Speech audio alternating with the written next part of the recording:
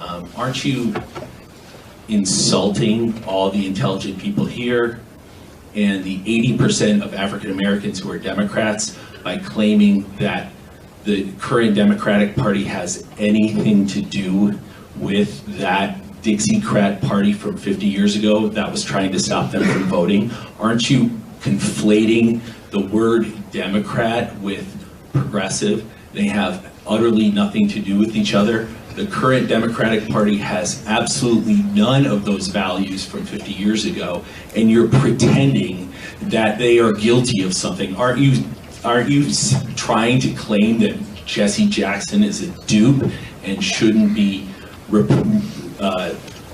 supporting the Democratic Party because Abraham Lincoln was a Republican and freed the slaves? The Democratic Party was the party of the Dixiecrats all the way through the 60s. And if what you say is true, that the blacks made a switch to their racial friends, it would appear that the black switch would have to come in the 70s and 80s, when blacks see these racists are now moving over there, so it makes sense for us to move over here. But in reality, blacks moved overwhelmingly to the Democratic Party in the 1930s. The black vote went from about 15% Democratic to about 70% Democratic within 4 years. In the places they could vote. That's right, but which was the North. Also in the Republican. Jackie Robinson was a Republican for darn good reason. That's absolutely right. But here's what I'm getting at. It wouldn't be today. Well, we can debate Jackie Robinson because it's always difficult to know what dead people would say. If Martin Luther King were alive today, Martin Luther King isn't alive today. Okay, but here's the point I'm getting at. The reason that blacks switched from the Republican Party to the Democratic Party had everything to do with the benefits of the New Deal and nothing to do with racism. In fact, yes, and in the South, too, blacks switched to the Democratic Party. It's not that blacks couldn't vote in the South. It said there were all kinds of barriers to black voting. Under FDR, there was blacks couldn't vote in the South at all. No blacks voted in the South. Very, very few. How many? Absolutely. How many? I don't know. Okay. I thought so. Look, there were all kinds of poll taxes and barriers imposed by the Democrats on the black vote until the Democrats realized that they could get the black vote by offering jobs, welfare, retirement programs. Are you telling me that FDR in the South was telling blacks who were voting for the Democrats, you can't vote? Not true. Not true. Blacks in the North and the South switched to the Democratic Party because of New Deal benefits. Many of them were very sad about doing it because they were leaving the party of emancipation and Lincoln and flinging themselves into the party of the Ku Klux Klan and the Dixiecrats who were in the South and were in the Democratic Party. Exactly. So what I'm saying is it was a Faustian bargain in which you get economic benefits and at the same time you're in bed with the racists and you're on your own team. And I'm saying that's American history. Now, whites began to switch to the Republican Party, but much later. Whites began to switch to the Republican Party in droves in the 70s and 80s. Now, here's the point. If you look at racial opinion in the South, and there's a voluminous body of data on this, as racism in the South dramatically declines, the Southern identification with the Republican Party begins to increase. There's an opposite track. Racism is declining in the South, and whites begin to move to the Republican Party. In fact, two scholars who've written a book about this trace that the least racist Southerners all became Republicans. That the poor white racist Democrat never became a Republican. He was a dug-in Democrat to the end of his days. So the Democratic Party remained the party of racism. And as the South became less agrarian, more prosperous, industry came to the South, the post-industrial society, the Republican appeal of equal opportunity, free markets, prosperity, appealed to Southerners. And that's why so what I'm getting at is that the progressives have sold the South on a guilt trip. Even this whole thing about, the Civil War was really about slavery and the South did slavery. Wait a minute. Again, the Northern Democrats protected slavery. The Civil War, the fight over slavery was between the Democratic Party, North and South, that protected it, and the Republican Party, which only was in the North, that opposed it. That's what that fight was about.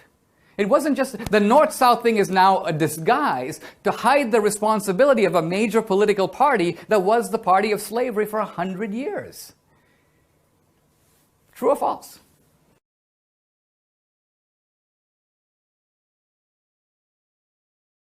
As Jonathan Haidt talks about in his book, The Happiness Hypothesis, when it comes to relationships, at the very beginning of a relationship between a man and a woman, passion levels are very high, and what they call committed love is very low, because you don't know the person very much. And then, over time, passionate love declines because you're used to the person, and committed love goes way up. But if all you're expecting is passionate love from a marriage all the time, you're going to get bored around year 3. Okay? And this is just innate to how human beings operate with one another. So if what you were expecting was to build a home with a person with commitment related, then you're getting what you expect in marriage. If what you were expecting is a never-ending joy of passionate lovemaking in Hawaii, forget it. It's not happening, guys.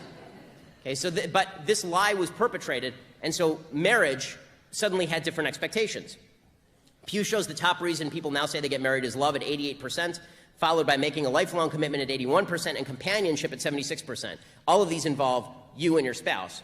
What are the actual reason for marriage? You know, like having babies and bringing them up, which, as we will discuss in a second, I will explain why this is the actual reason for marriage. Only 49% of people say they get married to have kids, and only 30% of people say they get married to have their marriage recognized in any religious fashion. Now, listen, love is great. I love my wife. Commitment is great. I am committed to my wife. The reason I married my wife is because she is the person not only I wanted to spend the rest of my life with, she is the person I wanted to build a family with and raise children with. And she felt the same about me. And that's why we're 10 years in and going strong, thank God. With the change in how we see marriage as a mutually pleasurable arrangement as opposed to a goal-oriented partnership between two people. So are women happier after all of this? Right, this is the big question. Are we happier after all of this? Well, no. So it turns out, economists Betsy Stevenson and Justin Wolfers did a study on happiness trends among American citizens between 1970 and 2005. Now, 1970 is right around the time the radical feminist movement really starts to take over the country. What did they find? Well, it turns out men rated their overall life satisfaction higher than men in the 1970s. I wonder why. Might it have something to do with less commitment and more promiscuity? But what happened to women? Well, women's happiness scores decreased. So men stayed relatively stable, but women's happiness scores decreased. I can't imagine how that happened. And the gap between male and female happiness actually is reflected in Europe too. So it's not just an American problem. This is a Western problem. Women are now getting married later than ever, median age 28. Divorce rates are increasing. Marriage rates are steadily declining. Is any of this really great for men or women? I would argue not. I would argue that it's actually a pretty negative impact on a lot of women. There are studies that show that of all the women who don't have kids, only 10% select not to have kids. When you ask women who are 45, 50 years old and never had kids, why didn't you have kids? Only 10% say I didn't want them, which means that a huge percentage of women who didn't have kids just couldn't. And not for biological reasons necessarily, right? Maybe because they got married too late, maybe because they were too invested in career. Life is a series of trade-offs, and if we fail to recognize that trade-offs exist, what you're doing is lying to people. Okay, so radical feminism hasn't just impacted marriage in negative ways, it's also impacted in really severe and negative ways motherhood and child rearing. The death of marriage wasn't just bad for women and men, it was really, really terrible for children. Disconnecting marriage from children didn't stop kids from being born, it just meant the kids didn't have dads. Single motherhood is the single greatest barrier to intergenerational economic growth in the United States. It is not close. On average, single motherhood damages children in irreparable ways, controlling for socioeconomic factors. The strongest predictor of doing prison time is single parenthood. Children from single-parent families account for 63% of all youth suicides, 70% of all teenage pregnancies, 71% of all adolescent substance abuse, 90% of homeless and runaway children. So while it may have been fun not to get married to that guy, it's not quite as fun when he's not around to help raise the kid.